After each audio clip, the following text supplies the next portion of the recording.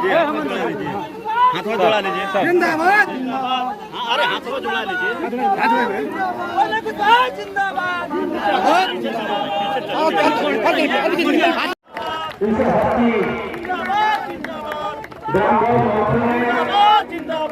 आप तमाम लोगों का जिंदाबाद जिंदाबाद। बहुत भिक्षुक हैं और बहुत गुरु हैं, अपनी बातों को कह रहे थे, उनकी बातों को मैं ध्यानपूर्वक सुन रहा था। ये संयोग का विषय है कि जब मैं एसपी गया था या डीआईजी मगध रेंज गया में पदस्थापित था, तो मुझे बौद्ध धर्म को और नज़दीक से देखने का मौका मिला। दलाई लामा साहब से भी कई मुलाकातें हुई। बहुत सारी बातें हैं इस धर्म के बारे में जो कही जा सकती हैं, कही गई हैं। बहुत सारे दार्शनिक बातें हैं, लेकिन कुछ जो बातें हैं जो आज भी प्रासंगिक हैं हमारे लिए, हमारे समाज के लिए। तो एक बात भगवान बुद्ध ने जरूर, अच्छा काम करना हो तो कठिन रास्ता पर चलना पड़ता है, और रोज जिस तरह से हम लोग करते रहते हैं, सब लोग करते रहते हैं, उसी रास्ते पर चलना हो तो कठिनाई कम से कम होती है। तो अच्छा रास्ता पे जीवन को बेहतर तरीके से जीने का काम करना है तो थोड़ी कठिनाई तो होती है। मेरी इच्छा रहती तो फिर आपसे पैरवी कराने की जरूरत मुझको नहीं जी, इतनी हैसियत है मेरी जी, पैरवी कराने की इच्छा नहीं, मैंने कोई जरूरत सर, नहीं। गोपालगंज से कितने कोई मंत्री इच्छा होंगे? नहीं। गोपालगंज जिला से कितना मंत्री होंगे? अब जिला से मंत्री के बिहार में मंत्री होते हैं कि जिला के मंत्री थोड़े होते हैं। संख्या कौन जिला से कितना इसका कोई मतलब नहीं है। मंत्री तो 15% जो हाउस का टोटल स्ट्रेंथ है उतनी ही संख्या में मंत्री बनना है, तो उसमें पूरा बिहार है, 35 मंत्री 36 मंत्री बनना है, तो पूरे बिहार से एक जिला से कितने बनेंगे इस तरह से थोड़े आकलन हो पाएगा। सुनील कुमार जी दोबारा शपथ लेंगे?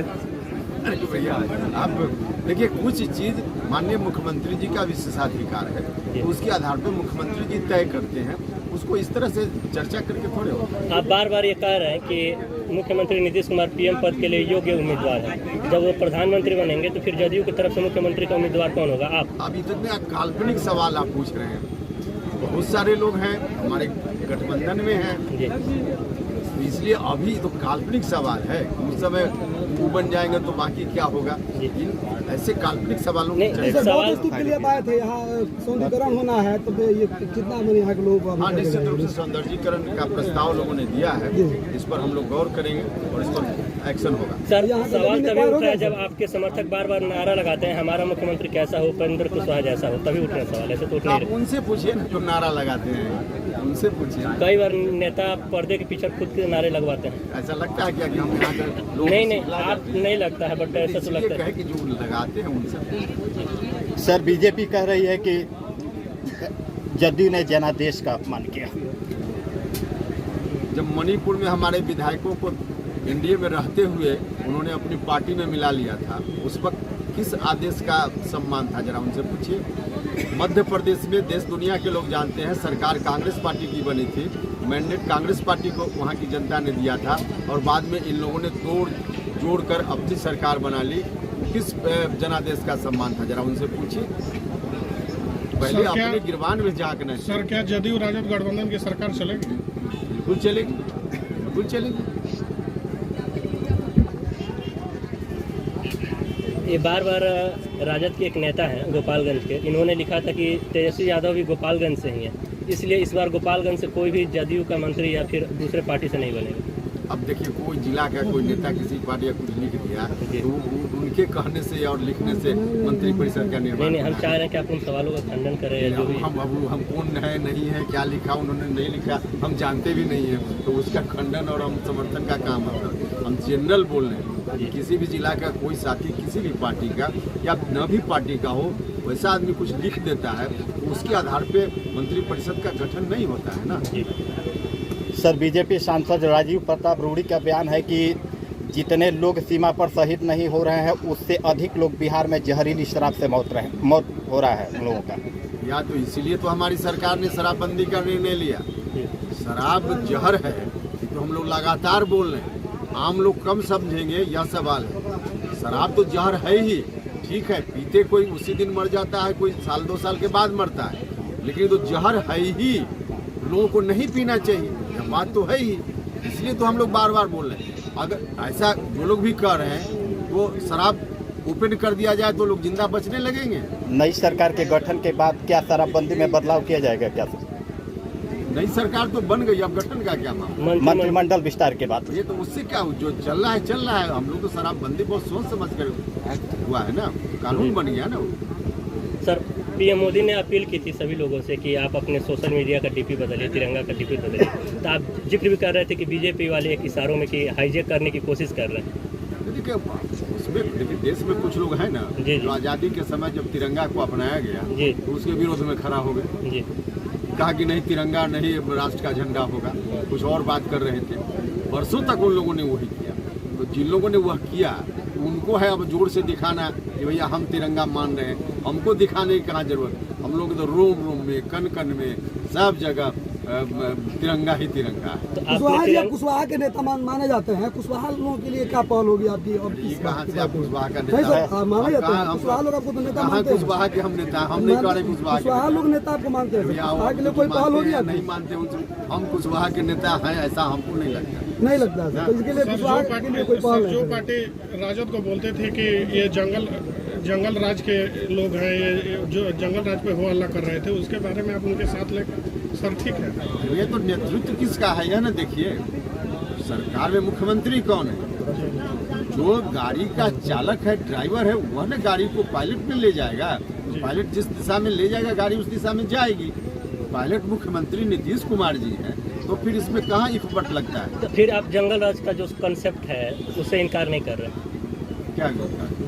क्या कंसेप्ट? कोई कंसेप्ट होता है? अभी तो आप बोले सरकार में कौन है? जंगल राज का कोई कंसेप्ट नहीं, अभी आप जो बोले सर कि सरकार में कौन है, मतलब सरकार में मुख्यमंत्री के नेतृत्व में सारी चीजें चलती है। हमने उदाहरण दिया कि पायलटिंग का काम जो ड्राइविंग सीट पर बैठा हुआ है, कौन व्यक्ति बैठा हुआ है? नीतीश कुमार जी बैठे हुए हैं। अच्छा, तो आरजेडी के काल में जो शासन था उसको जंगल राज माना जाता है, आप मानते हैं कि नहीं मानते?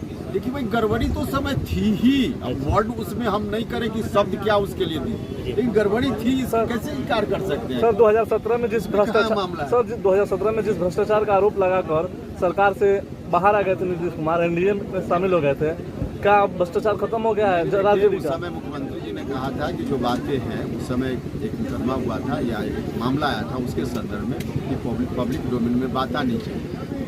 तो पब्लिक डोमेन में अब तो बात आ चुकी है और उस पर जिस एजेंसी को एक्शन लेना है, कहाँ लोग इतने दिनों तक हैं, चार्जशीट तो दाखिल हो गया, लेकिन कहाँ है? तो सिर्फ राजनीतिक रूप से दबाने की बात करनी हो तो वो लोग भी आके कहीं ईडी भेज देंगे, सीबीआई भेज देंगे, और जब उनके लिए सहज जैसा होगा तो सब कुछ ठीक ठाक। तो उनकी जो व्याख्या है उनसे न पूछिए। सर सुशील कुमार मोदी जी ने कहा मैं 12 साल उप मुख्यमंत्री था, कभी जेड प्लस सिक्योरिटी नहीं मिली, और तेजस्वी जी को एक दिन के बाद ही मिल गई। अपनी पार्टी में कितने लोगों को अभी दिया है उन्होंने भारत सरकार से? हाँ, सीआरपीएफ दिया है, कौन कौन श्रेणी की सुरक्षा उन्होंने दी है। अभी जो अग्निवीर वाला मामला चल रहा था उसी के आसपास दर्जन भर लोगों को उस समय नहीं दिखता था। कहना चाहेंगे सर, आप अग्निवीर पर कुछ कहना चाहेंगे कि सरकार की? अरे उस पर तो हम बता ही चुके हैं, अग्निवीर, लेकिन जब नियम बेरोजगारों के सरकार की तरफ से नहीं, हमारे राष्ट्रीय अध्यक्ष ने बजाबता उस पर स्टेटमेंट दिया, हमारा स्टेटमेंट आया। हम लोग उस समय लगातार विरोध में रहे कि अग्निवीर योजना ठीक नहीं है। जो नौजवान लोग आक्रोशित है, सड़क पर है, उनसे बात होनी चाहिए और क्या उनकी समस्या है, क्या उनकी आशंकाएं हैं, उनकी आशंकाओं को दूर किया जाना चाहिए। हम लोग तो उस समय लगातार बोल रहे थे और वास्तव में ये योजना नौजवानों के साथ है, एक तरह से कहिए कि ठीक नहीं है।